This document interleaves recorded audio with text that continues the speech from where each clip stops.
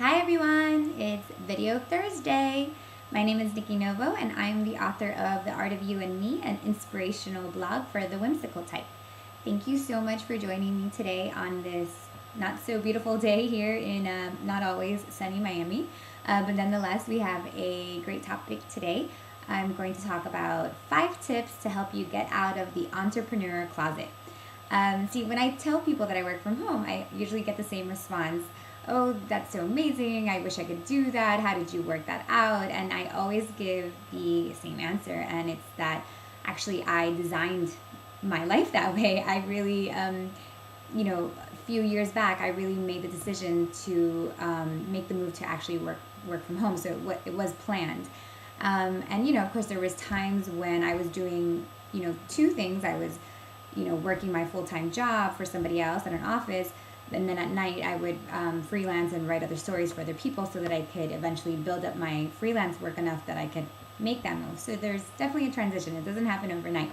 But I do have 5 tips that really helped me and still continue to help me, run my business and keep making changes and taking chances all the time. And I just want to share it with you guys. So the first one is you have to ask yourself, why do you want to go off on your own? And this can be, it doesn't have to be like, oh, I want to change the world. It could be, I want flexibility. I want to make more money. I want to help people, and again, if you just want flexibility and you want to make more money, that's okay, because you know that that's going to make you happy. And by you being happy, you giving out happy vibes to the world helps the world. So it doesn't have to be like this, super world-changing motive. But you do have to ask yourself that and really, really have a great answer and feel it, because in the hard times, that answer is what's going to help you keep going, okay? So make sure you ask yourself that. For me, it was, flexibility. I wanted to make more money, in my industry, you don't really, you have a ceiling. You're not going to make any more money than what that job pays. And I knew that I was going to be able to write more on my own time and make more money. And after the first year of going off on my own, I doubled what I was making. So it's pretty awesome. So the second thing is, what is your ninja skill, right? Maybe you're thinking, well, Nikki, I'm a teacher. I need a classroom and I need to be somewhere, so I can never work from home. And that's not necessarily true.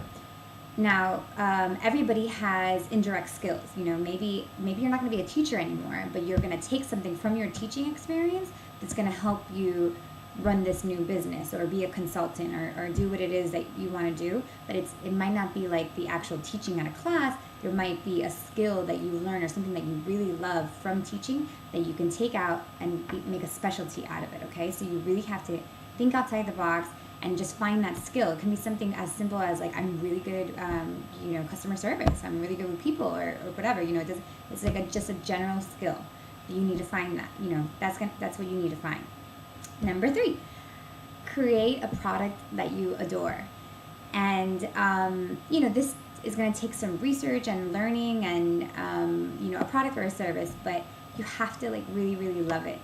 I really love writing for the people that I write for. I'm super proud of my work. It carries my name. So of course, every piece that I write, like I really do care about it.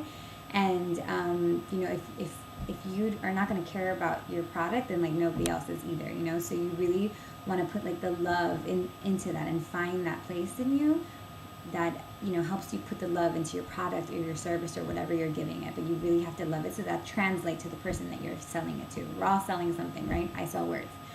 4th thing is know and love your client.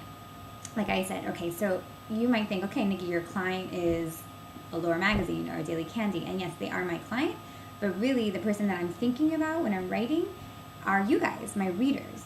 Okay, so I love my readers, I really do, and I want to give them the best information. And even on my blog, where I guess maybe I'm the client, but you guys, my readers, like I really want to give you information that's going to help you, that's helped me, and I want to help you. So like you really have to get in touch with who your client is and love them. And not every day you're not going to love every client you have and everything, but you need to, and it's not always like the direct client. And like sometimes we usually hate the people that we think are direct clients, but it's never really them. It's like behind them. You know, they might be the person you're dealing with, your editor, your boss, whatever. But it's the person.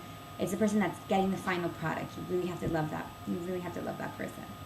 The last thing is, which is one of my favorites, never stop learning. Okay, so it doesn't matter how great your product is and how well you're doing, and I hope you guys make it super far, but you always constantly have to be learning and getting in touch with your client and seeing what they need and taking classes and just being interested in your field, and just keeping up to date. That's helped me tremendously.